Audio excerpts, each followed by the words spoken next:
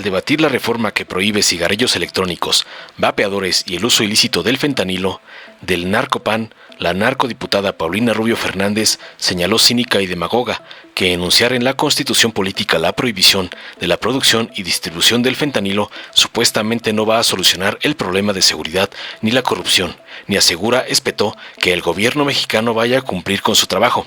Se requiere una política de prevención de adicciones y de reconstrucción del tejido social. El enemigo en común es el fentanilo, concluyó otra defensora de tabacaleras y el crimen organizado. Tras oír las falacias y sandeces de otra copia de la meretriz Lili Téllez, pero bien alimentada, la diputada Mari Carmen Bernal Martínez del PT aseguró contundente que los cambios en la Constitución van más allá de prohibir un vapeador, ya que están dirigidos a niñas, niños y jóvenes, porque se ha detectado la facilidad con la que pueden adquirir un vapeador en cualquier esquina, y ello porque no está legislado ni regulado su consumo ni su venta. Además, aseveró tajante que ponderamos el derecho a la salud de niñas, niños y jóvenes por encima de los intereses económicos y políticos, concluyó para atajar las mentiras de la narcoderecha. Veamos enseguida cómo la Lili Téllez oxigenada recibe una lección de una valiente diputada de la 4T por atacar las leyes de la presidenta, como lo ordenó su padrote, el narcoampón Claudio X González. Con su venia, presidente. Ojalá, presidenta, ojalá esto fuera Breaking Bad. Verdaderamente, ojalá que nuestro país fuera una serie de plataforma digital en donde pudiéramos cambiar el capítulo o adelantarle a lo peor de la historia. Pero, por desgracia, esto no es así. Vivimos en un México de una realidad que pareciera ficción. Pero ¿sabe qué, presidenta? No es ficción. Vivimos en un México en el que el narcotráfico inundó nuestra vida, secuestró nuestra paz y acabó con nuestra tranquilidad. Y de botón, ahí tenemos a Sinaloa, ahí tenemos a Culiacán, agazapados, temerosos, los culichis escondidos de los ataques del narcotráfico, vuelos cancelados para llegar a Culiacán por el estado de inseguridad, 18,000 millones de pesos en pérdidas económicas, 25,000 empleos perdidos. No, presidenta, no es Breaking Bad, es muchísimo, pero muchísimo peor. Por eso es impensable que hoy el PAN pueda votar en contra de algo que ustedes venden como la solución del problema, porque queremos decírselos claro. Nosotros queremos que esto pare, porque México está podrido. En este México conflictuado, en este México inseguro, en este México en el que se ha perdido la paz, también viven nuestras familias, también viven mis padres y también viven mis hijos. Sí, presidenta, también nosotros queremos que esta devastación criminal del país termine. Porque en seguridad, compañeras y compañeros, no hay distingos, ¿eh? No hay fifís y chairos, no hay claudistas y amlistas, no hay morenistas y panistas. La inseguridad nos alcanza a todos.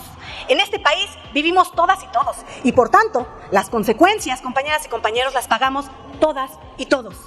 Pero también tenemos que hablar con la verdad. Esa que ustedes no dicen y que maquillan.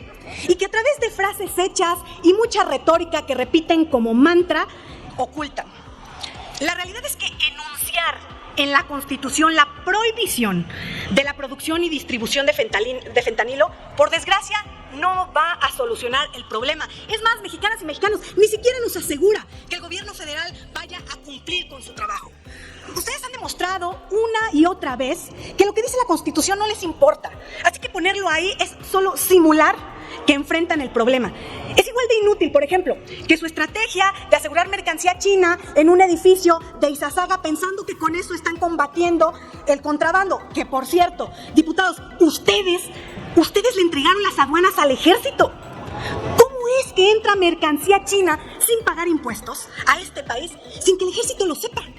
O inclusive sin que el ejército los detenga. Ustedes prometieron que la corrupción en las aduanas se iba a acabar militarizándolas y no cumplieron. ¿O qué tal si hablamos de otro fracaso, amigas y amigos?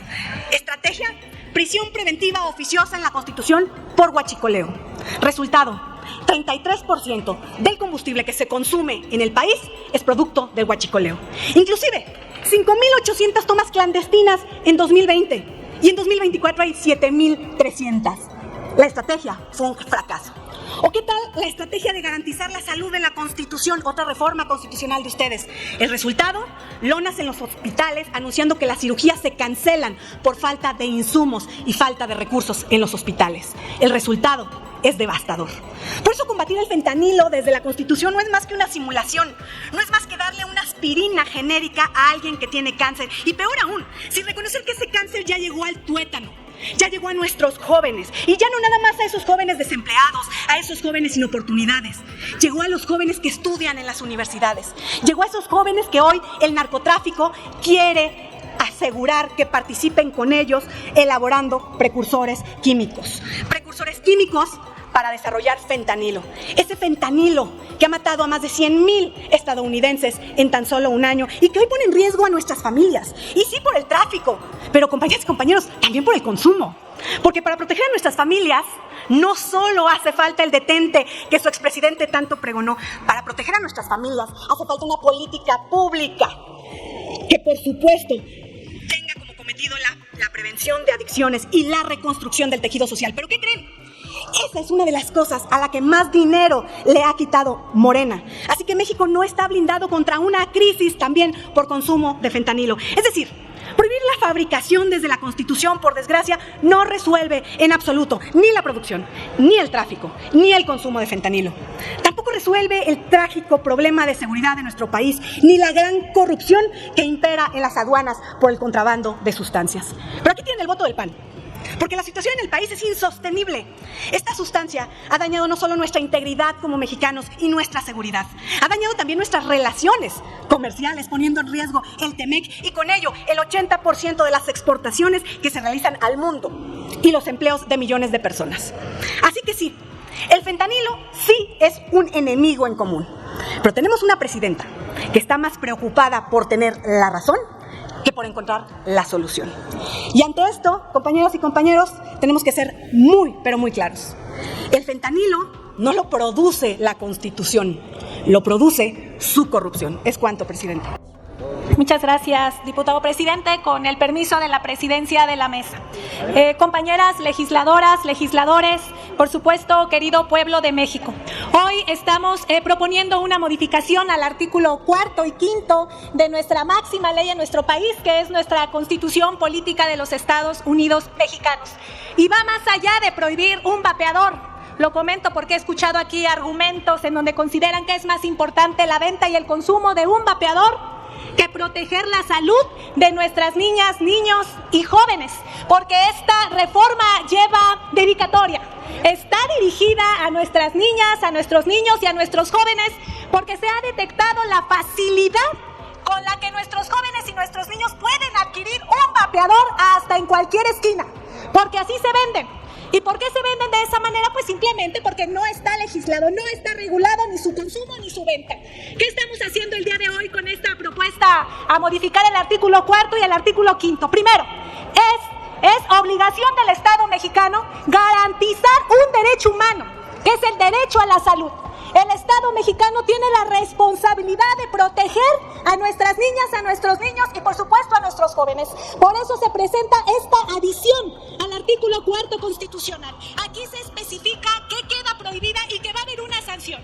Se prohíben los cigarrillos electrónicos, se prohíben los vapeadores y se prohíbe la venta, distribución y consumo de drogas sintéticas, que es igual al fentanilo. Eso estamos haciendo el día de hoy. Insisto, va más allá de prohibir un vapeador.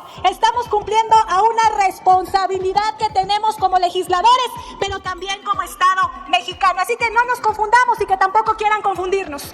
Nosotros, las y los legisladores de la Cuarta Transformación, ponderamos el derecho a la salud y protección de nuestras niñas, niños y jóvenes por encima de los intereses económicos y políticos que siguen prevaleciendo en nuestro país.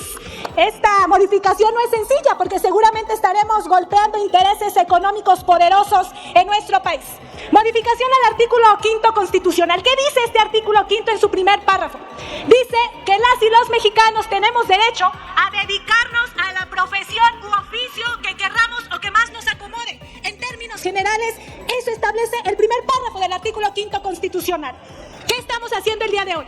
Estamos proponiendo una adición a un párrafo segundo, en donde dice que queda vedada. Si bien es cierto que los mexicanos tenemos derecho a dedicarnos a lo que querramos, pues también es cierto que ciertas actividades quedan vedadas.